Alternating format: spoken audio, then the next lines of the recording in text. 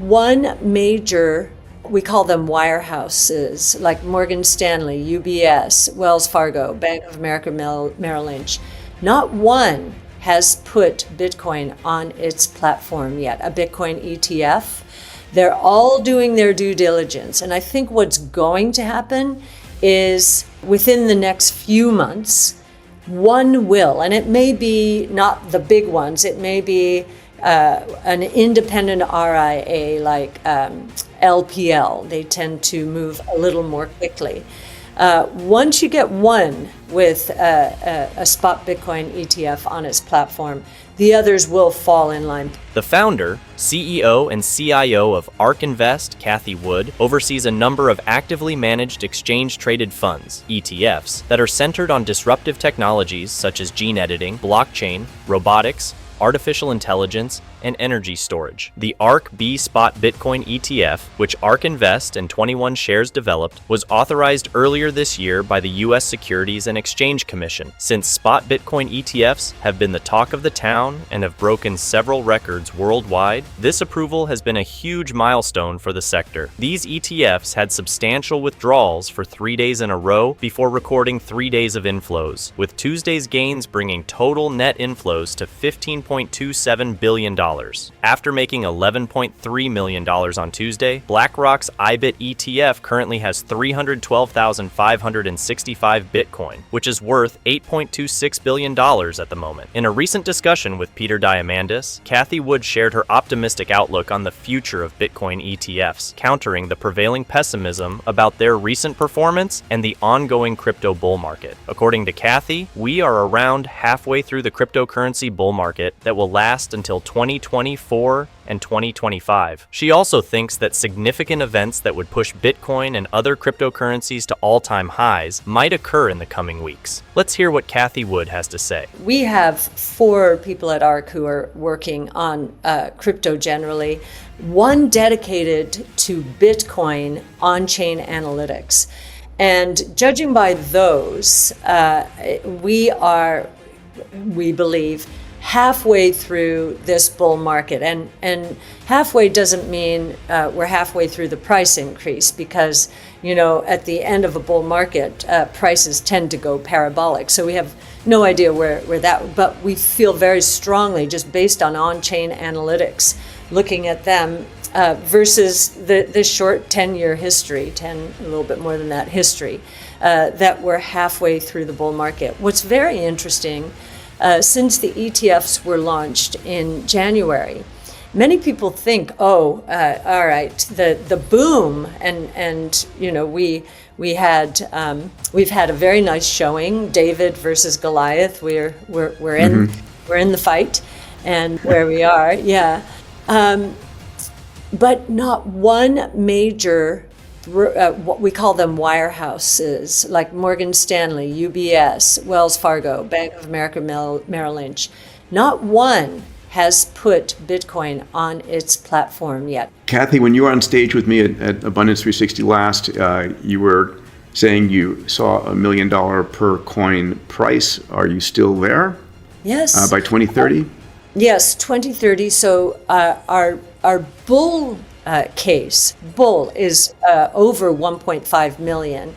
Our base is in the $650,000 range, so about tenfold from here by 2030. And there are 3 big building blocks. Institutional is one, and I would put it sounds like retail distribution, but these are institutional decision makers at B of A, Merrill Lynch, and so forth. So that's one. The second is, this is a replacement for gold. So we assume that it's going to subsume 50% of the gold, what would be the gold market, especially as younger people are looking to diversify. And then it is an insurance policy. In emerging markets, I just visited El Salvador and had the pleasure of meeting the top officials there, and they are blazing a trail, making it legal tender, and giving their populations, or showing the way for other countries to give their. What a brilliant move! Yes, it is a brilliant. There are two. What a brilliant move! President Bukele is going after two two big ideas, and we're talking about them: AI and Bitcoin. And my mentor and friend, Art Laffer, who joined me on this trip, I think is going to be working with that government. It's only a $30 billion economy. Can you believe that? Wow. And here that's we're crazy. talking, and they're going after, they're being very progressive.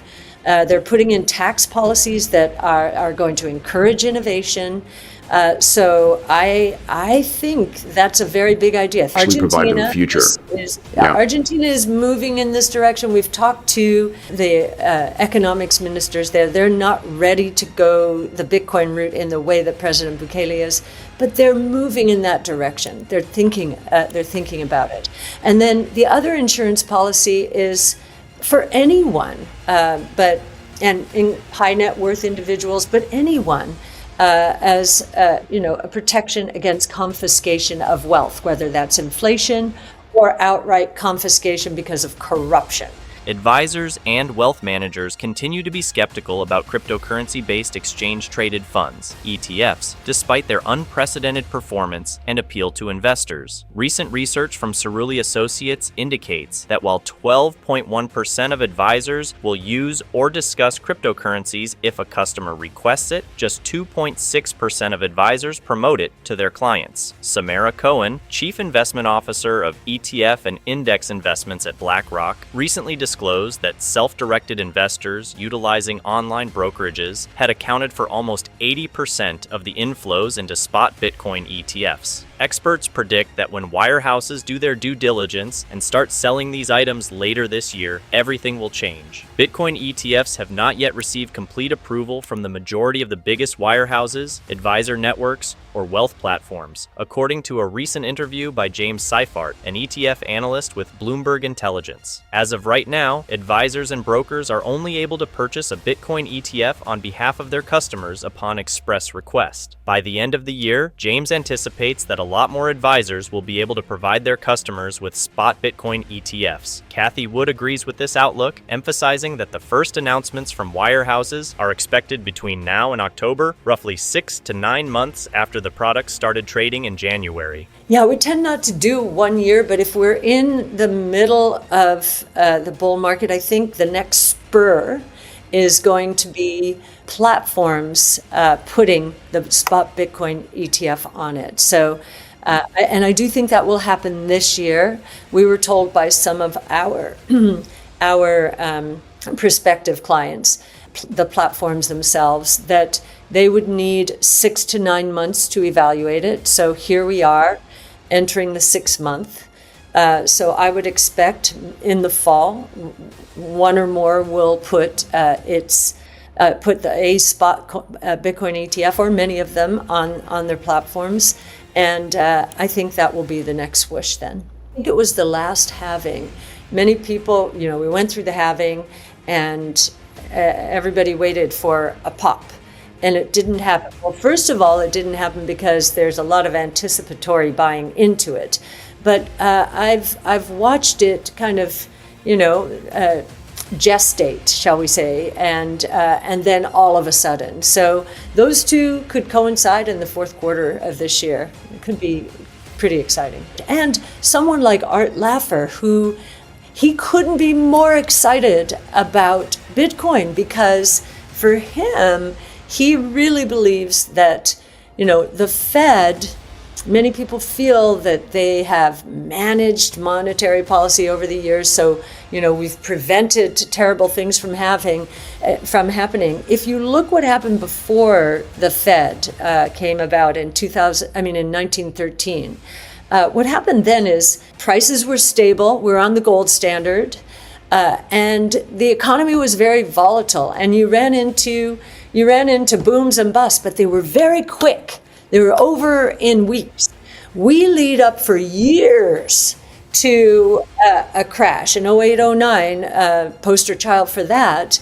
And here we are again. We had zero interest rates, and I wonder what the fallout from private equity, private credit, putting enormous sums into real estate and then leveraging it up. We're starting to see the fallout, even in the areas where There's been large in-migration, so the Sun Belt. We're beginning to see multifamily in excess. So, we'll